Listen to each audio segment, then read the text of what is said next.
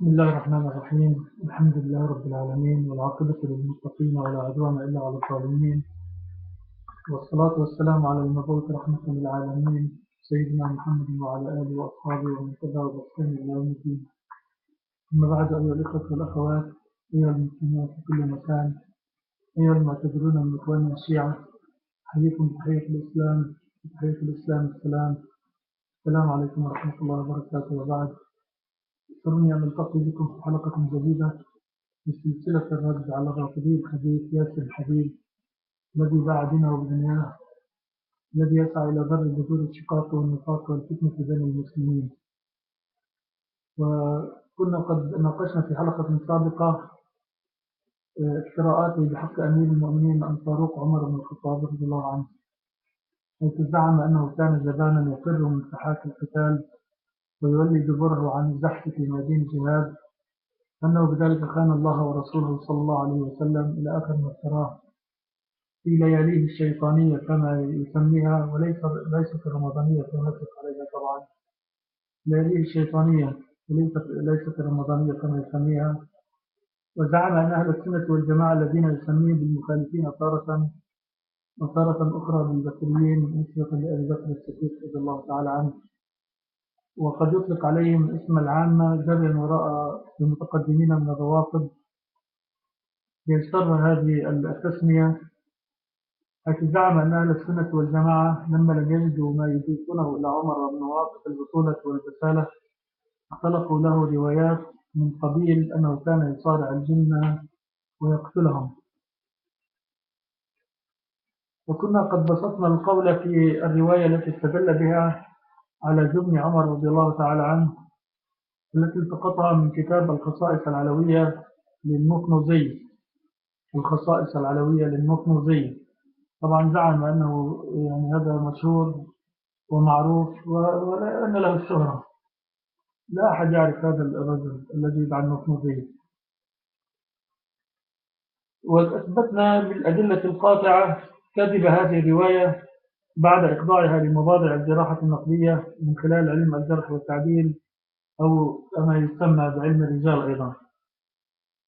كما استدل ياسر الخبيث على جبن عمر رضي الله تعالى عنه بحديث رواه شيخ المؤرخين أبو جعفر محمد بن جرير الطبري في كتابه في تفسيره المشهور، حيث أخرج بسنده عن عاصم بن كليب عن أبيه قال: خطب عمر يوما الجمعة فقرأ آل عمران، يعني قرأ سورة آل عمران، وكان يعجبه إذا خطب أن يقرأها، فلما انتهى إلى قوله تعالى: إن الذين تولوا منكم يوم التقى الجمعان، الآية 155 من سورة آل عمران، قال: لما كان يوم أحد هزمناهم ففررت حتى صعدت الجبل فلقد رأيتني أنزو كأنني أروى. وهنا يعلق ياسر الخبيث شارحا هذه العبارة فيقول: يعني كلمة أروى هي أنثى التيس. ثم يهبط الخبيث إلى الدرك الأسفل من الإسفاف والبداءة يقول عمر: أنا حينما فررت يوم أحد لم أفر يعني كالتيس الذكر، بل فررت يعني هكذا كالتيسة. وأضاف معلقا لأنه هو مشكوك في رجولته. سبحان الله، يعني هنا لابد أن نسأل، يعني إذا كان عمر رضي الله عنه مشكوك في رجولته فكيف تزوج أم كلثوم بنت علي رضي الله عنها وعن أبيها؟ ويواصل في هذه الرواية قائلا يعني عن عمر رضي الله تعالى عنه: والناس يقولون، طبعا قتل محمد. هذه الرواية طبعا كان رواها عاصم بن كليب عن أبيه، يقول: والناس يقولون قتل محمد، وبعض أصحابه الخونة يقولون، هذا كلام ياسر الحبيب طبعا، ياسر الخبيث، يقولون: ارجعوا إلى دينكم الأول، ارجعوا إلى دين آبائكم، خلاص بطل السحر. هكذا يقول ياسر الخبيث. فقلت طبعا عن سيدنا عمر رضي الله تعالى هكذا يروي حسب الرواية، يقول حسب الرواية: لا أجد أحدا يقول قتل محمد إلا قتلته، حتى اجتمعنا على الجبل فنزلت: إن الذين تولوا منكم يوم التقى الجمعان إنما استزلهم الشيطان ببعض ما كسبوا ولقد عفى الله عنهم. وأضاف ياسر الخبيث معلقا: هنا قد يقول البعض عمر عفي عنه. فأجاب الخبيث أنه لا يهمه هنا عفي عنه أم لم يعف عنه، فكل ما يهمه في هذا الصدد إثبات أن عمر كان جبانا يفر من ساحات الجهاد، ما عنده بطولة كما يقول ياسر الخبيث على حد تعبيره، إلا أنه تراجع طبعا عن رأيه هذا، وأضاف قائلا: للذين لا يعرفون تفسير الآية. هنا لا يبد يعني هذا شيخ المؤرخين ياسر الخبيث يدلي بدلوه في ميدان التفسير فيأتي بالعجائب، يعني خلاف ما أجمع عليه المفسرون سواء عند أهل السنة والجماعة أو عند أخواننا الشيعة. للذين لا يعرفون تفسير الآية هكذا يقول: الله غفر لهم، بمعنى أنه لن يرتب عليهم حكما في الدنيا، لأن الذي يفر من الزحف عليه أحكام، هذا عليه أحكام، يقول يعني أنه هذا من الكبائر، لأن الفرار من الزحف من الكبائر. فالله عز وجل بمنه ولطفه عفى عنهم علهم يصلحون أحوالهم، فمن أصلح أحواله وتاب حقا وصدقا ثم استبتل بالدفاع عن الإسلام ونبي الإسلام صلى الله عليه وآله، فهذا أيضا العفو مصطحب معه ويستمر إلى يوم القيامة. أما هذا الذي فيما بعد يكرر نفس الأمر ويخون رسول الله صلى الله عليه وآله، أو ينافق أو يرتد عن دينه من بعده، فعمر بن الخطاب هكذا يقول الخبيث، يعني يزعم أن عمر رضي الله تعالى عنه خان الله وخان الرسول ونافق وارتد عن دينه بعد وفاة النبي صلى الله عليه وسلم. فهذا يعني يقول يزعم لا العفو عنه في ذلك الموقف لا أثر له، إنما الأعمال بالخواتيم. هكذا يعني يحكم على سيدنا عمر رضي الله تعالى عنه بالإعدام، يحكم عليه بالخلود في نار جهنم والعياذ بالله، ويحكم عليه أن الله لن يعفو له ولا أثر للعفو في هذا الموقف. سبحان الله. وإذا كان الفاروق عمر رضي الله عنه على هذه الصورة البشعة التي رسمها الخبيث ياسر الحبيب ظلما من عند نفسه، فمن يا ترى بقي على الإسلام بعد النبي صلى الله عليه وسلم؟ ويبدو بوضوح أن هذا الخبيث والكذاب الأشر يقحم نفسه في ميدان التفسير من غير أن يملك أزمته، لأن علم التفسير يعني التفسير علم حقيقة له ضوابطه، ولا يجوز لأي كان أن يدلي بدلوه في هذا الميدان إلا إذا كان عنده يعني معرفة بالناسخ والمنسوخ يعني بكل ما له علاقة بعلوم القرآن الكريم، حتى يتمكن يعني من تفسير الآيات بشكل صحيح. فيتألى على الله سبحانه وتعالى ليحكم على أمير المؤمنين عمر بن الخطاب رضي الله عنه بالنفاق والردة عن الإسلام والخيانة بلا وجه حق، إن هو إلا الحقد والضغينة على عمر الذي قدر الله تبارك وتعالى أن يزول ملك المجوس في خلافته. وهذا هو السبب الأكثر أهمية من جملة الأسباب والدوافع التي تقف وراء هذه الحملة الشرسة التي جردها ويجردها الروافض على أمير المؤمنين عمر رضي الله تعالى عنه. على كل حال فليقل من شاء ما شاء، والله حسيبه يوم القيامة، ولن يتمكن من النيل من هذا الصوت الشامخ الذي لم يكن يقل شجاعة وبطولة ومكانة عن أمير المؤمنين علي بن أبي طالب رضي الله عنه. ولو لم يكن على هذا النحو، ولو لم يكن يعني عدلا لما زوجه بابنته أم كلثوم رضي الله عنها، فأنجبت زيدا رضي الله عنه، زيد بن عمر بن الخطاب. وإني أضع هذه المعلومات برسم العقلاء من إخواننا الشيعة لأضعهم أمام مسؤولياتهم في الدفاع عن عمر رضي الله عنه وعن علي رضي الله عنه وعن ابنته أم كلثوم رضي الله عنها وحفيده زيد بن عمر بن الخطاب رضي الله عنهما. نعم، إنهم إذا كانوا كما يقولون من شيعة علي رضي الله عنه فهم مطالبون بالذب عن كرامته والدفاع عن عرضه، أفيليق بهم أن يسكتوا ويقفوا مكتوفي الأيدي إزاء قراءات ياسر الخبيث هذا الذي يشكك في رجولة عمر؟ وإذا كان ما افتراه صحيحا يا عقلاء الشيعة، فمن أين أتت أم كلثوم ابنة علي رضي الله عنها وعن أبيها من أين أتت بزيد.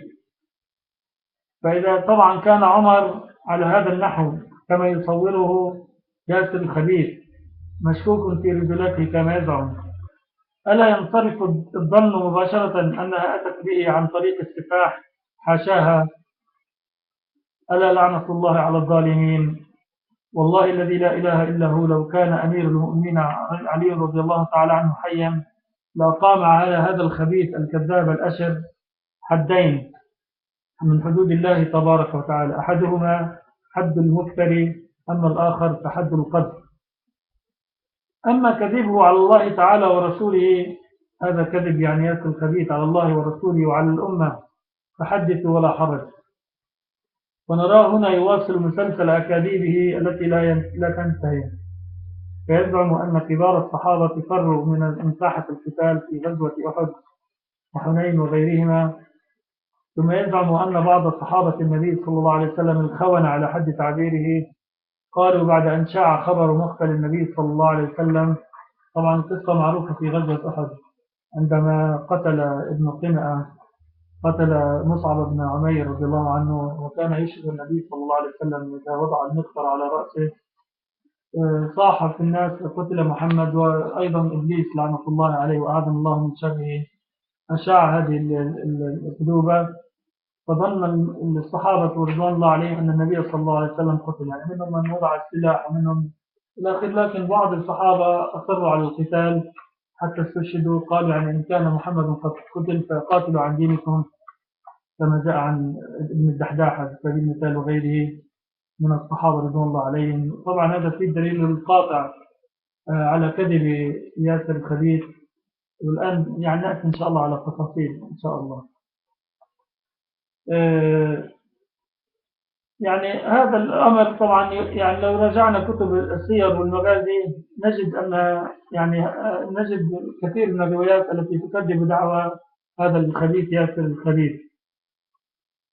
فحينما قال يعني أن علي رضي الله عنه هو الوحيد الذي ثبت مع رسول الله صلى الله عليه وسلم عند الانتكاسة، هذا لا أساس له من الصحة. يعني من المعروف أن معركة أحد في الصفحة الأولى من المعركة كان النبي صلى الله عليه وسلم قد وضع 50 فارسا 50 راميا من الرماة المهرة على جبل مقابل جبل أحد، يعني هو ليس جبل حقيقة، هو تلة يعني صغيرة إلى حد ما، وقال لهم اثبتوا ولا تغادروا، يعني حتى مهما كانت النتيجة لنا أو علينا، يعني إن رأيتموهم يركبون أكتافنا فلا تعينونا، كما قال النبي صلى الله عليه وسلم، كما ورد في السيرة الحلبية لعلي بن برهان الدين الحلبي المسمى بإنسان العيون في سيرة الأمين المأمون.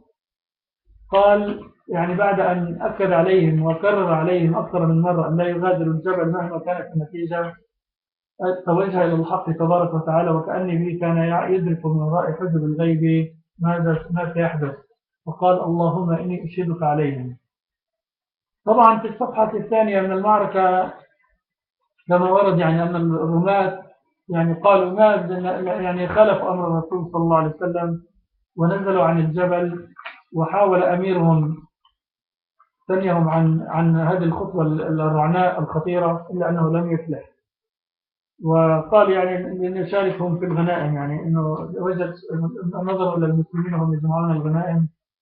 طبعا بعد أن غادروا الجبل التفت خالد بن الوليد رضي الله عنه وكان قائد الفرسان في جيش المشركين جيش مكة، التفت إلى الوراء فشاهد هذه الحركة الرعناء التي قام بها الرماة، يعني التف من وراء الجبل وأعمل سيوفه، طبعا سيوف الفرسان في المسلمين، فقتلوا منهم 70 رجلا كما هو معروف، 70 صحابيا.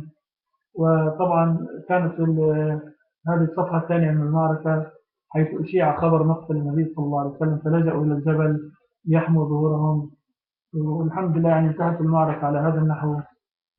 ومجرد أن يعني يبقى على قيد الحياة في هذه الساعة العصيبة يعتبر انتصار، وخاصة أن النبي صلى الله عليه وسلم بعث وراءهم جيشا رغم الجراح التي كانوا يعني يعانون منها. وطبعا كذب ياسر الحبيب ياسر الخبيث هذا حينما زعم أن يعني علي رضي الله عنه هو الوحيد الذي ثبت مع رسول الله صلى الله عليه وسلم عند الانتكاسة كما ذكرنا، فهذا الخبر هذا الكلام لا أساس له من الصحة، وهو من أبلغ الكذب والبهتان الذي ما فتئ ياسر الخبيث يمارسه، حتى إنك لتكاد تقرأ بين عينيه كذاب كذاب كذاب من كثرة ما يكذب.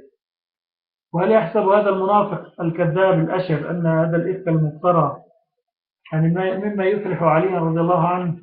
لا والله، لأن من يراجع تراث أئمة أهل البيت بحيدة ونزاهة يجد أنهم كانوا يكنون لعمر وغيره من الصحابة كل التقدير والاحترام، ولا يتسع المقام لاستعراض هذا الجانب الذي لا يحتاج أمر إثباته إلى برهان، حيث ورد في أمات المصادر عند إخواننا الشيعة، يعني لا أقول هنا المصادر عند أهل السنة والجماعة، المصادر الشيعة نفسها يعني صورت هذا الجانب. وإن شاء الله قد أخصص حلقة أو أكثر لتسليط الضوء على هذا الجانب من شخصية أهل البيت أئمة أهل البيت، ليراجع المضللون أنفسهم قبل فوات الأوان، يحيى منهم من حي عن بينة ويهلك منهم من هلك عن بينة. طبعا للدلالة على كذب ياسر الخبيث دعوني أستعرض معكم نصوصا مما ذكره علماء الشيعة في هذا الصدد، وهي ملزمة له ولغيره من أعداء الإسلام والمسلمين، لأن ياسر الخبيث هذا والله هو من نحى نحوه ولف لفه وسار على منهاجه هم أعداء الإسلام والمسلمين، لا بل هم من ألد أعداء الإسلام، حتى وإن كانوا يعني يتظاهرون بالعلم والتقوى، لأن من يطلع على الصورة المشوهة لصحابة النبي صلى الله عليه وسلم وأزواجه العفيفات الطاهرات لابد إلا وأن يرمي النبي صلى الله عليه وسلم والعياذ بالله بالفشل، وسوف يقول في نفسه إذا كان الرعيل الأول ممن حملوا دعوة الإسلام وشاهدوا نبي الإسلام النبي محمد صلى الله عليه وسلم وجلسوا إليه ووقفوا على معجزاته وشاهدوها بأم أعينهم واستمعوا إلى أوامره ونواهيه، إذا كان هؤلاء على مثل هذه الشاكلة فماذا تتوقع وتتأمل من المسلمين المعاصرين؟ هذه يعني مسألة طبيعية حقيقة، يلزم عن القول بأن صحابة النبي صلى الله عليه وسلم خانوه وتآمروا عليه إلى آخر ما افتراه هذا الكتاب الأشد. أريد أن أذكر أن الجيش عفوا الخبيث ياسر الخبيث قد جزم أن أمير المؤمنين عليا هو الوحيد الذي ثبت مع النبي صلى الله عليه وسلم عند الانتكاسة. طبعا هنا لابد أن أذكر يعني إن كان يقصد ما رواه المجلسي في بحار الأنوار الجزء 36 صفحة 129 بسنده عن ابن عباس رضي الله عنهما أنه قال لم يبقى معه أي مع النبي صلى الله عليه وسلم أحد إلا علي وجبرائيل عليهما السلام، فقد ضعفه تراث الكوفي في تفسيره الجزء الثالث صفحة 25، يعني هذا الحديث الذي رواه ابن عباس ضعفه تراث الكوفي. وعندما نلقي نظرة عابرة على تفاسير الشيعة المعتبرة نجد خلاف ما ذكره ياسر الخبيث. يعني يقول الشيخ الطوسي وهو من يعني كما يلقب بشيخ الطائفة عند إخواننا الشيعة، وهو من أشهر العلماء عند الشيعة، في تفسير التبيان الجزء الثالث صفحة 24 في شرحه للآية التي نحن بصددها يعني الآية 155 من سورة آل عمران، يقول روي عن عمر بن الخطاب وقتادة والربيع أن المعنية بالمتولي في هذه الآية هم الذين ولوا الدبر عن المشركين بأحد. ونقل الشيخ الطوسي والعلامة الطبرسي أيضا، يعني العلامة الطبرسي من كبار علماء الشيعة في تفسيريهما، نقلا في تفسيريهما عن أبي القاسم البلخي أنه لم يبقى مع النبي صلى الله عليه وآله وسلم يوم أحد إلا 13 نفرا، 5 من المهاجرين هم علي عليه السلام وأبو بكر رضي الله عنه وطلحة بن عبيد الله وعبد الرحمن بن عوف وسعد بن أبي وقاص رضي الله عنهم أجمعين، والباقون من الأنصار. وقد اختلف في الجميع كما يقول أبو القاسم البلخي إلا في علي وطلحة فإنهما ثبتا ولم يفرا بصفات الجميع. وهذه الرواية رغم أنها تخالف ما زعمه ياسر الخبيث إلا أنها ضعيفة، حيث أن كل من الطوسي والطبرسي يرويانها عن أبي القاسم البلخي، وهذه الكنية يعني أبو القاسم البلخي تطلق على 2، أحدهما نصر بن الصباح ذكره النجاشي في رجاله الجزء الأول صفحة 306 ترجمة 1149، والحسن بن يوسف بن طاهر الحلي الجزء الأول صفحة 215 في إيضاح الأشياء، والشيخ الطوسي في أيضا في رجاله الجزء الأول صفحة 363، والبروجردي في طرائف المقال نعم الجزء الأول صفحة 249، والنفرشي في نقد الرجال الجزء الخامس صفحة 5، وابن الغضائري في رجاله الجزء الثامن صفحة 5، والشيخ حسن صاحب العلوم صاحب المعالم في التحرير الطاووسي الجزء الثاني صفحة 38، وابن داود الحلي في رجاله في الجزء الثاني الذي خصصه للمجروحين والضعفاء. وأجمعوا على أن هذا نصر بن الصباح أبو القاسم البلخي غال في المذهب، يعني غال المذهب، كان متطرف يعني عنده غلو وتطرف. وذكر بعضهم أنه كان من الطيارة. والثاني هو عبد الله بن أحمد بن محمود الكعبي شيخ المعتزلة، ويرجح أن المقصود به شيخ المعتزلة عبد الله بن أحمد بن محمود الكعبي أبو القاسم البلخي شيخ المعتزلة في زمانه، لأن البلخي هذا توفي سنة 317 هجرية، بينما توفي الآخر وهو نصر بن الصباح أبو القاسم البلخي سنة 708 هجرية. والشيخ الطوسي توفي سنة 450 هجرية، بينما توفي الطبرسي سنة 548 هجرية. وعلى العموم فأيا كان المقصود منهما، فما ورد في رواية الشيخ الطوسي والطبرسي يجافي الحق والصواب، لأننا لو رجعنا إلى مصادر السيرة النبوية الشريفة عند أهل السنة والجماعة، فإننا نجد أمير المؤمنين عمر رضي الله عنه في جملة الذين ثبتوا مع النبي صلى الله عليه وسلم ساعة الانتكاسة، وهناك أكثر من دليل على ذلك وعلى ثباته رضي الله عنه. لا أقول هذا مجاملة أو انسياقا وراء العواطف. وأيضا لابد أن نتذكر أنه يستحيل يعني أن يكون يعني الطوسي والطبرسي قد رويا عن أبي قاسم البلخي الشيخ المعتزلة في زمانه، فهناك يعني مئات السنين بينهما، فلم يلتقيا به حتى يروي لهما عن، وهو نفسه أيضا يعني كيف تسنى له أن يعني يروي هذه الوقائع وهو لا نعرف عمن يروي هذه المعلومات حقيقة. هناك انقطاع رهيب في السند، لا تصح هذه الرواية من أي باب. ثم إن أبا القاسم البلخي كان شيخ المعتزلة في زمانه، وما أدراك من المعتزلة الذين أدخلوا الفتنة والشر على هذه الأمة يعني ما يعرف بفتنة خلق القرآن الذي ذهب ضحيتها العلماء ممن كانوا يرفضون القول بأن القرآن مخلوق وأنه منزل، حتى طبعا يعني تغيرت الظروف أيام الله يعني المتوكل على ما قد يعني. المهم أن انتهت هذه الفتنة بعد أن وضع على حدا الخليفة العباسي نعم المتوكل أو الواثق والله أعلم. مما أجمع عليه أصحاب السير أن الصحابة رضوان الله عليهم لما عرفوا رسول الله صلى الله عليه وسلم بعد الانتكاسة وفرار معظمهم بعد أن شاع الشيطان خبر مقتله، نهضوا به، يعني نهضوا بالنبي صلى الله عليه وسلم. ونهض معهم نحو الشعب طائفة فيهم أبو بكر وعمر وعلي وطلحة والزبير والحارث بن السمة رضي الله عنهم أجمعين. هذا ما ورد في كتب السير ومما أجمع عليه كتاب السيرة النبوية الشريفة. وذلك ليحموا دورهم، طبعا طلعوا على الجبل عشان يحموا دورهم. فجاءت طائفة من مقاتلي قريش فيهم خالد بن الوليد رضي الله عنه، فقاتلهم عمر بن الخطاب رضي الله عنه وطائفة من المهاجرين حتى أهبطوه من الجبل.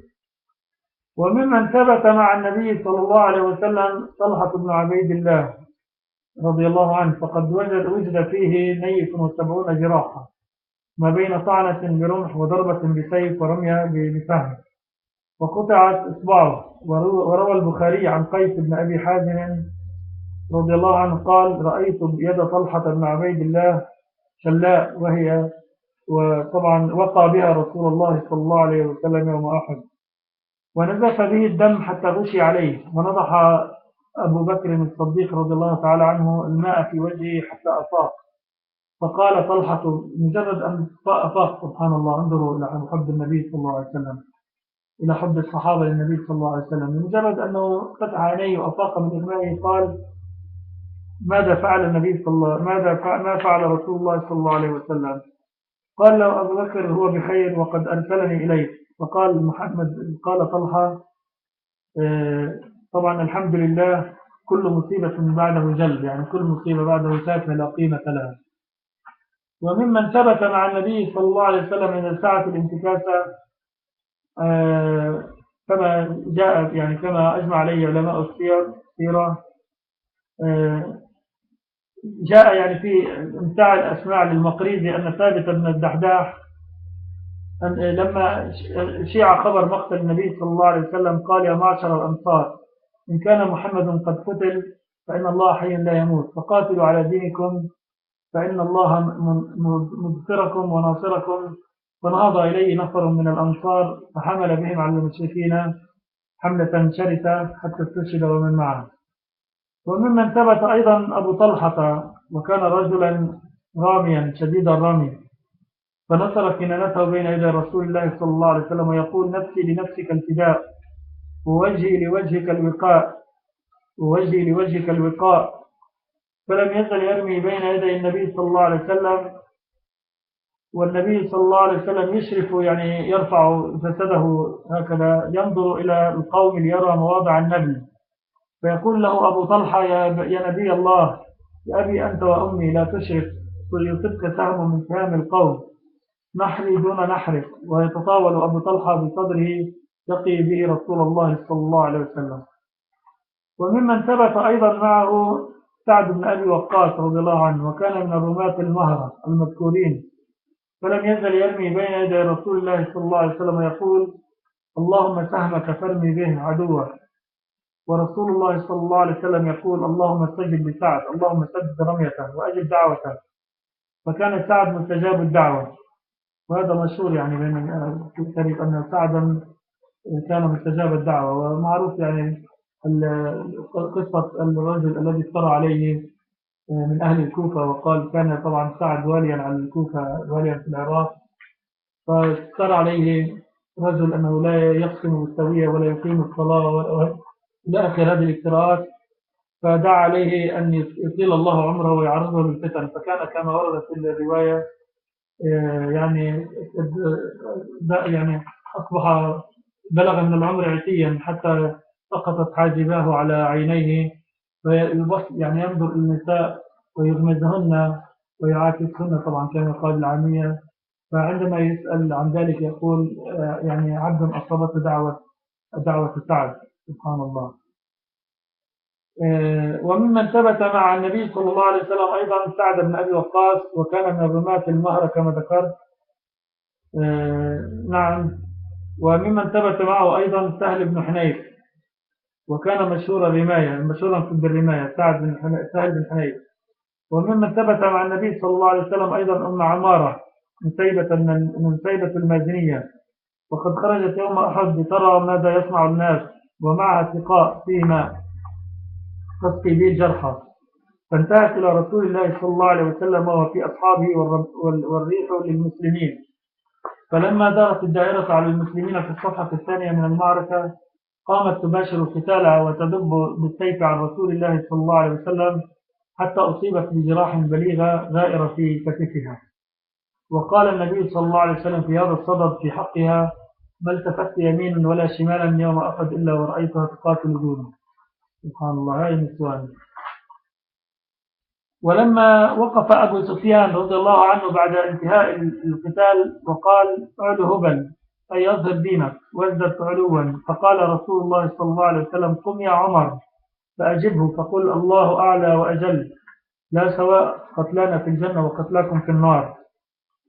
يعني في هذا الدليل أن عمر لم يفر من ساحة المعركة.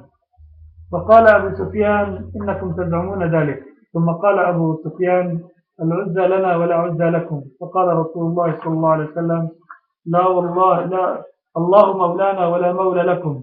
ثم قال أبو سفيان: هلم يا عمر، يعني تعال يا عمر. فقال رسول الله صلى الله عليه وسلم: ائته فانظر ما شأنه، روح، يعني قال له شوف شو بده. فجاءه فقال له أبو سفيان: أنشدك الله يا عمر، يعني بحلفك بالله سبحانه وتعالى، أقتلنا محمد؟ فقال عمر رضي الله عنه: لا والله إنه لا يسمع كلامك. فقال أبو سفيان: أنت أصدق عندي من ابن قمأة. ابن قمأة هو الذي أشاع الخبر أنه قتل النبي صلى الله عليه وسلم. وفي رواية يعني يقول نادى أبو سفيان أنه في القوم محمد فلم يجب أحد، ثم نادى في القوم ابن أبي قحافة يعني أبو بكر الصديق رضي الله عنه فلم يجب أحد، ثم نادى في القوم عمر فلم يجب أحد، فقال أبو سفيان أما هؤلاء فقد قتلوا وقد كفيتموهم. فلم يملك عمر نفسه فأجابه طبعا إجابة مفهمة أن الذين ذكر يعني وخاصة النبي صلى الله عليه وسلم أنه بخير لم يصب بمكروه الحمد لله رب العالمين. وأجابه بما أغضبه طبعا، بما أحزنه، بما جعله يكتئب. واسمحوا لي أيها الإخوة والأخوات أن أصنع من هذه النصوص أحجارا ألقم بها فما ياسر الخبيث، وأفواه المجرمين الذين لا يتورعون عن إيذاء النبي صلى الله عليه وسلم في أزواجه وأصحابه. وقبل أن أطوي هذه الصفحة الأخيرة من هذه الحلقة، إن كنتم انتبهتم إلى أنني سأناقش الدليل الذي استدل به ياسر الحبيب على جرم أمير المؤمنين عمر رضي الله عنه. أعني به حديث الإمام الطبري الذي رواه في تفسيره بسنده عن عاصم بن كليب عن أبيه، لننظر في حكمه، ويعني من جهة الإسناد ومن جهة المتن. أسأل الله تبارك وتعالى أن يعلمنا ما ينفعنا وأن ينفعنا بما علمنا، وآخر دعوانا أن الحمد لله رب العالمين.